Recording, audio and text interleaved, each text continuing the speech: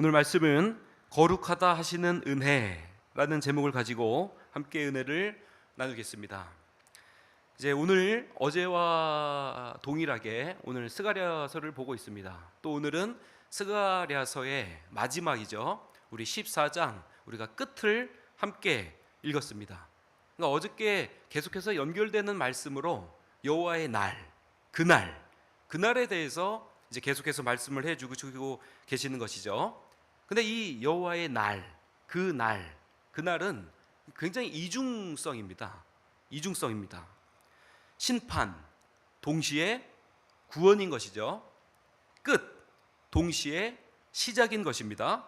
절망, 동시에 희망입니다. 이것은 우리 칼빈주의 절대주권 사상의 핵심이자 바로 선택과 유기, 바로 이 이중성에 대해서, 이중 예언에 대해서 말씀해 주고 계십니다. 이제 계속해서 여호와의 날, 그날에 대해서 묘사를 하고 계신 것이죠. 그렇다면 과연 그날, 여호와의 날은 어떤 날인가? 그날은 바로 바벨론을 집어삼켰던 이스라엘이죠. 이스라엘을 집어삼켰던 그 바벨론이 멸망하고 만왕의 왕이신 여호와 하나님께서 통치하시는 날, 바로 그날이다. 그날이 바로 여호와의 날이다. 그날이 되면 모든 열방이, 이스라엘 백성들뿐만이 아니라 모든 열방이, 모든 열국이 우리 여호와 만왕의 왕 하나님을 나의 주시라 고백하고 예배하는 날이 올 것이다 라고 한다는 것입니다. 그래서 그날 여호와의 날에 대해서 계속해서 묘사가 오늘 본문 말씀 스가랴의 마지막 절까지 이제 이어지고 있습니다. 우리 12절 말씀 다시 보겠습니다. 12절 말씀을 보시니 예루살렘을 친 모든 백성에게, 이제 예루살렘을 친 모든 백성, 지금 이 시대의 1차 청중은 바로 바벨론인 것이죠. 여호와께서 내리실 재앙은 이러하니 곧 섰을 때에 그들이 살이 썩으며 그들의 눈동자가 눈구멍 속에서 썩으며 그들의 혀가 입속에서 썩을 것이요. 이 말씀이 상상만 해도 무섭죠. 공포 영화 같습니다. 호러 영화 같습니다. 좀비 영화 같습니다. 또 이 말씀, 하나님께서 치시니 그 재앙이 모든 살이 썩는다, 눈이 썩는다, 그들의 혀가 썩는다. 이것은 우리 출애굽기의 역병재앙을 그대로 상기시켜 주시고 계십니다. 여기서 이스라엘 백성들의 어떠한 싸움이 기록되어 있습니까? 하나도 없습니다. 사람의 싸움, 그래서 사람의 싸움으로 인해서 사람의 승리, 하나도 기록되어 있지 않습니다. 그날, 여호와의 날에는 누가 싸우는 것입니까?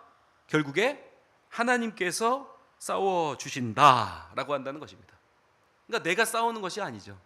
지금도 지구촌 곳곳에서는 전쟁 뉴스가 계속해서 벌어지고 있습니다.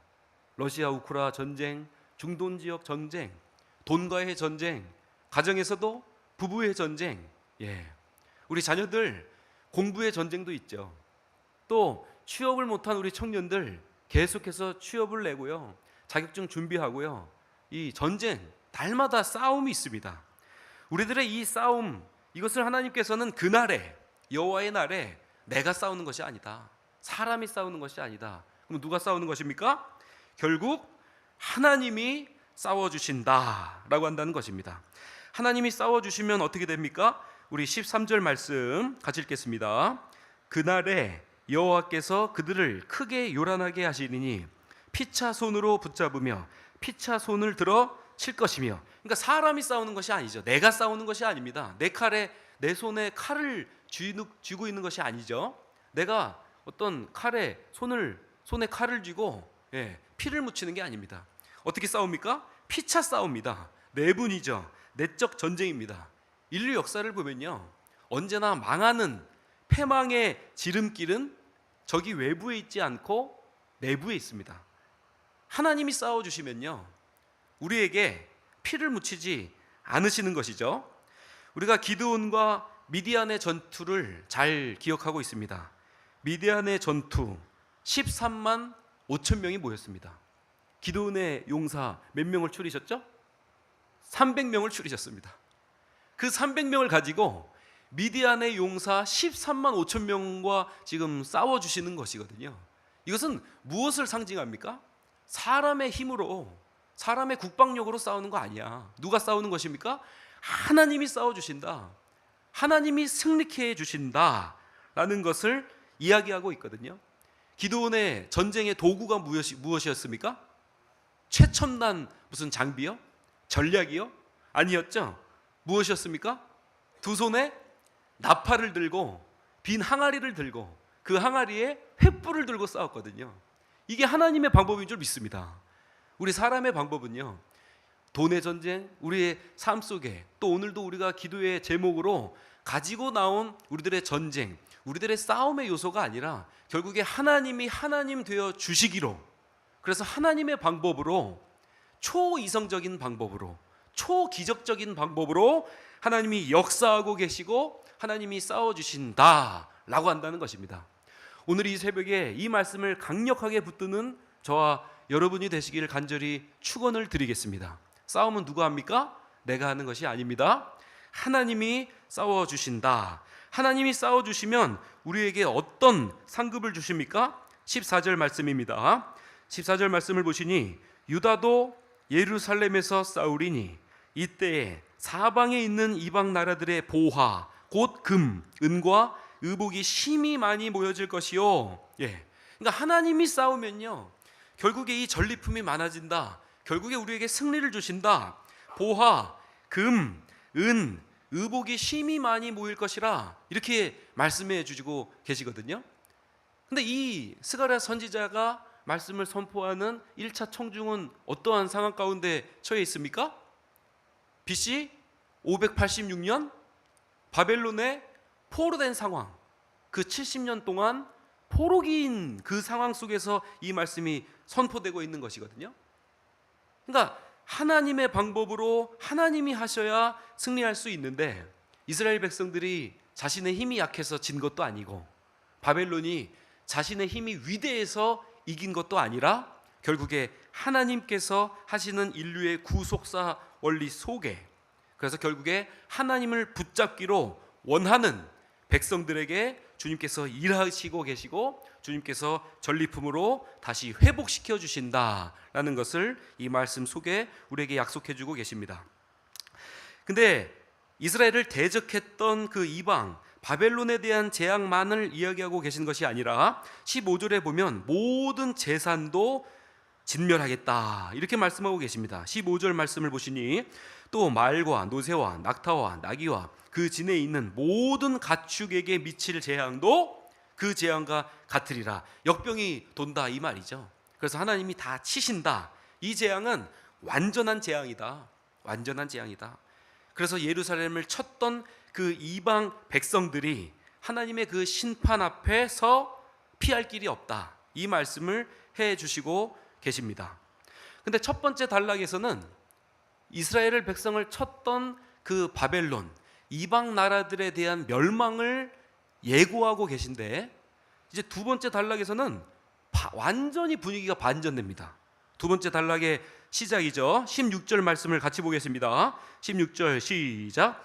예루살렘을 치러 왔던 이방 나라들 중에 남은 자가 해마다 올라와서 그 왕 만군의 여호와께 어떻게 해요? 경배하며 무엇을 지키나요? 초막절을 지킬 것이라. 아멘. 여기에 우리 소망이 있는 줄 믿습니다. 하나님이 이 첫 번째 단락에서 예루살렘을 쳤던 이방 백성들, 바벨론 그 땅을 멸절합니다. 역병이 돌아서 다 썩어요. 눈이 썩고 혀가 썩고 다 썩는 역병이 돕니다. 그리고 이 모든 가축, 재물에도 그 재앙이 동일하게 임합니다. 근데 하나님의 계획은요, 멸망이 아니라 하나님의 계획은 어디 있는 것이죠? 바로 구원에 있는 줄 믿습니다. 그래서 남은 자를 불러주시고, 그 남은 자가 누구입니까? 예루살렘 백성? 하나님을 섬기던 이스라엘 백성? 유다 백성? 아니거든요. 누굽니까? 대상이 누굽니까? 이방인이죠. 이방인. 여기에 우리에게 소망이 있는 것이죠. 여기에 우리의 소망이 있는 줄 믿습니다. 이방인이 어떻게 해요? 해마다 올라와서 그 왕 만군의 여호와 하나님께 경배할 것이다. 경배할 것이다. 그리고 초막절을 지킬 것이다. 이 초막절이 너무나도 중요하니 이 두 번째 단락에서 세 번이나 강조하고 있습니다. 16절에 초막절을 지킬 것이라, 또 17절, 18절 하반절에 보시면 초막절에 대해서 이야기가 나오고, 또 19절에도 초막절을 지킬 것이다. 여기서 이 짧은 구절에서 세 번이나 초막절을 반복하고 있습니다. 초막절을 지키지 않는 사람들에 대한 재앙이 또 나오게 되는 것이죠. 네 번이나 나오게 됩니다. 17절에 보시면 예루살렘에 올라오지 아니하는 자, 이것은 바로 초막절을 지키러 올라오지 않는 자를 그대로 이제 이야기하는 것이죠. 초막절을 지키지 아니하는 자에게 어떤 재앙이 있는 것이죠? 비를 내리지 아니하실 것이다. 또 18절에도 동일하게 말씀하십니다.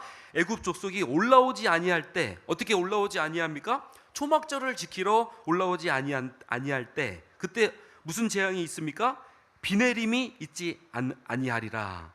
이 두 번이나 반복되고 있고, 또 18절 하반절에 보시면 초막절을 지키러 올라오지 아니하는 자는 재앙을 그에게 내릴 것이다. 이 재앙도 동일한 것이죠. 비를 내리지 않는 재앙인 것이죠. 또 19절에도 초막절을 지키러 올라오지 아니하는 자가 받을 벌이 그러하니라. 이게 동일하게 비를 내리지 않겠다, 이 말이죠. 애굽 하면 무엇이 떠오르십니까? 바로 나일강이 떠오릅니다. 애굽 하면 나일강이죠. 그 나일강에서부터 문명을 키웠습니다. 제국을 건설했습니다. 그 나일강이죠. 나일강이 상징하는 것은 무엇입니까? 바로 물입니다. 물. 농사의 원천, 바로 힘의 근원인 것이죠. 그 물에 대해서 비를 멈추겠다, 힘의 근원을 차단하겠다, 이 말씀을 보면서 그런 예가 떠오르더라고요. 마치 우리가 삼성에서 삼성 폰을 다 제거해버리겠다, 애플에서 아이폰을 다 제거해버리겠다, 막 이런 거 아니겠습니까 지금? 그 너네가 그토록 원했던 애굽의 나일강, 그 나일강을 가뭄으로 비를 내리지 않고 멸망하겠다, 이 말을 우리에게 말씀해주고 계십니다. 그러면 초막절을 지키는 것이 왜 이렇게 중요하게 되는 것입니까? 초막절을 지키지 않았을 때 비를 내리지 않는다는 재앙을 주시니, 그러면 초막절을 지키는 것이 그토록 중요한 것을 반증하고 있는 것이죠. 초막절은 별명이 많습니다. 추수감사절, 장막절, 수장절, 별명이 많죠. 이것은 하나님께서 직접 제정해 주신 절기입니다. 레위기 23장 말씀에 그대로 기록이 되어 있습니다. 너희는 이래 동안, 그러니까 7일이죠. 7일 동안 초막에 거주하되 이스라엘에서 낳은 자는 다 초막에 거주할지니 이는 내가 이스라엘 자손을 애굽 땅에서 인도하여 내던 때에 초막에 거주하게 한 줄을 너희 대대로 알게 하려 함이라. 나는 너희의 하나님 여호와니라. 하나님께서 직접 제정해 주신 절기가 바로 초막절인 것입니다. 광야에서 40년 동안 아침에 눈을 뜨면 만나가 있습니다. 구름기둥이 있습니다. 불기둥이 있습니다. 출애굽의 역사를 누가 이루셨습니까? 하나님이시다. 내가 만군의 여호와 하나님이시다. 그래서 이 초막절기를 7일 동안 지키면서 나 하나님을 너희들은 기억해라. 그 출애굽의 역사를 이루셨던 하나님, 구원을 이루셨던 하나님, 그 광야에서 40년 동안 만나와 메추라기로 불기둥과 구름기둥으로 인도해 주셨던 그 하나님의 돌보심을 기억하고 예배해라. 그리고 그 예배가 어떤 예배의 형태로 발현됩니까? 바로 감사절, 감사의 예배의 형태로 드러나는 것이 바로 이 초막절기입니다.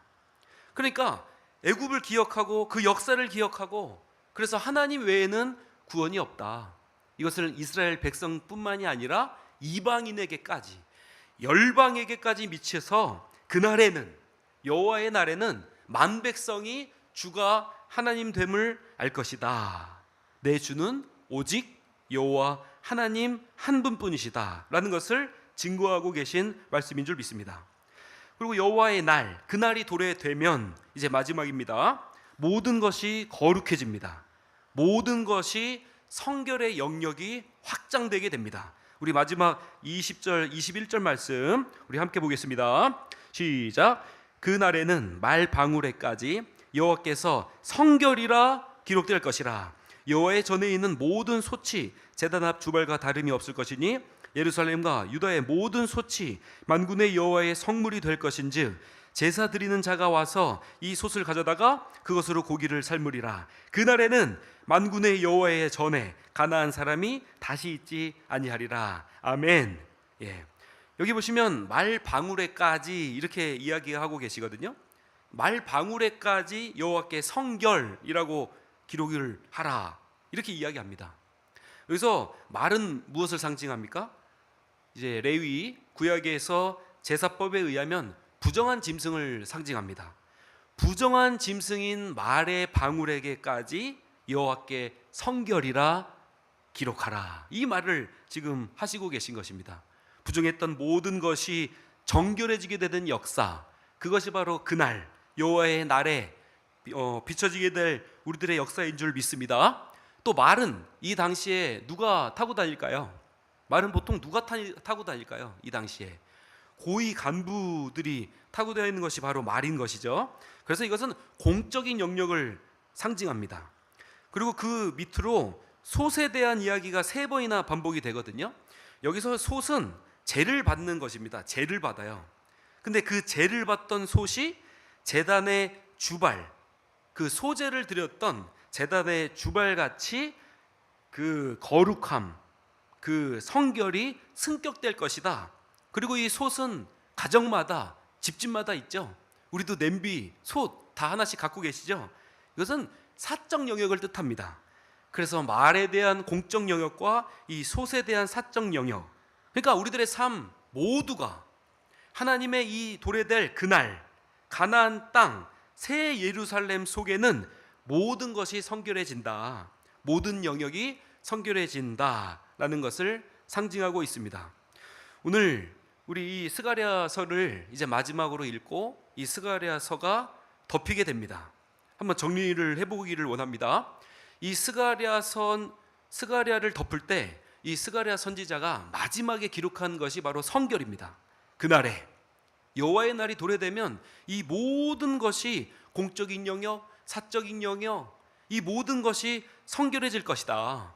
성결해질 것이다. 그렇다면 한번 질문 드려보고 싶습니다. 우리는 교회 안에서만, 공적인 영역 안에서만 성결하십니까? 아니면 우리들의 사적인 영역, 교회 밖에서도 성결하십니까? 이 질문을 한번 드려보고 싶어요. 교회 안에서는 천사인데 우리가 운전대만 잡으면 뭐가 되죠? 악마가 됩니다. 운전대만 잡으면 세상 똑같아져요. 인파 속에, 군중 속에 들어가 있으면 그 사람이 과연 예수 믿는 사람인가? 우리가 의심이 들 때가 있습니다. 여기서 말의 방울에도 성결이라고 새겨 놓아라, 이 말이 엄청난 지금 유희거든요. 유희입니다. 이 말이 어디에 쓰이는 말입니까? 바로 대제사장, 그냥 제사장도 아닙니다. 대제사장, 그것도 어디에 이 여호와께 성결, 이걸 기록하고 다닙니까? 이마입니다. 이마. 대제사장 이마에 새겨진 순금의 띠, 순금패에 여호와께 성결이라는 문구가 새겨져 있습니다. 근데 이것을 부정한 짐승의 상징인 말의 방울에게까지 여호와께 성결이라고 기록을 하라는 것이거든요. 저도 강아지를 키웁니다. 강아지 방울에, 강아지 목줄에게까지 여호와께 성결이라고 기록을 하라는 것이죠. 우리식으로 말하면 그런 거예요. 부정한 것, 더러운 것이 뭐가 있겠습니까? 솥은 사실 깨끗해요. 우리가 설거지 깨끗하게 하고 또 요리하고 라면도 끓여 먹고 오늘 고기를 삶아서 잔치를 하는 것이 바로 예배지 않습니까? 천국 잔치? 솥은 깨끗합니다. 근데 우리 집에도 뭐 변기, 뭐 수채구멍 이런 건 더럽죠. 그 더럽고 부정한 것에게까지, 말의 방울에게까지 여호와께 성결이라 기록하라. 모든 것이 깨끗하게 만들어주시는 그날, 그날이 바로 여호와의 날이 되어야 될 줄 믿습니다. 그러니까 우리들의 삶의 영역, 공적인 영역, 사적인 영역, 우리가 가는 곳에 사실 우리가 가정에 들어가면 가정이 성결해지게 되는 것이고, 우리가 뭐 동사무소를 가나, 우리가 슈퍼를 가나, 머리하러 미용실에 가나, 교회에 있으나 우리 어떤 영역을 떠나서 모든 영역에서 하나님의 성결이 우리로 하여금 예수 그리스도의 빛이 드러나게 되시는 이 새벽이 되길, 오늘 하루가 되길 주님의 이름으로 간절히 축원을 드리겠습니다. 두 번째 우리가 싱크해 볼 수 있는 것은 그날. 여러분들은 그날에 과연 어떤 것을 기대하는가라고 한다는 것입니다. 그날. 오늘 이 스가랴 선지자 말씀을 맺습니다. 이제 스가랴의 종결입니다. 성결을 이야기합니다. 근데 우리가 그날 이 설교를 들었던 1차 청중들은 어떤 날을 고대했을까요? 바벨론의 포로 중입니다. 야, 너 그날이 되면, 여호와의 날이 되면 하나님께서 회복하시고 하나님께서 반전을 이루시고 하나님께서 역전을 이루어 주실 거야. 너 하나님께 혼나. 하나님이 복수해 주실 거야. 그래서 너네들의 전리품을 다 내가 가질 것이고 나는 부귀해 줄 것이고 나는 회복할 거야. 우리는 기대하는 것이 바로 그것 아니겠습니까? 근데 그것을 다루지 않아요. 스가랴 선지자는 마지막 이 스가랴를 덮으면서 성결이라, 성결을 말씀해 주고 계십니다.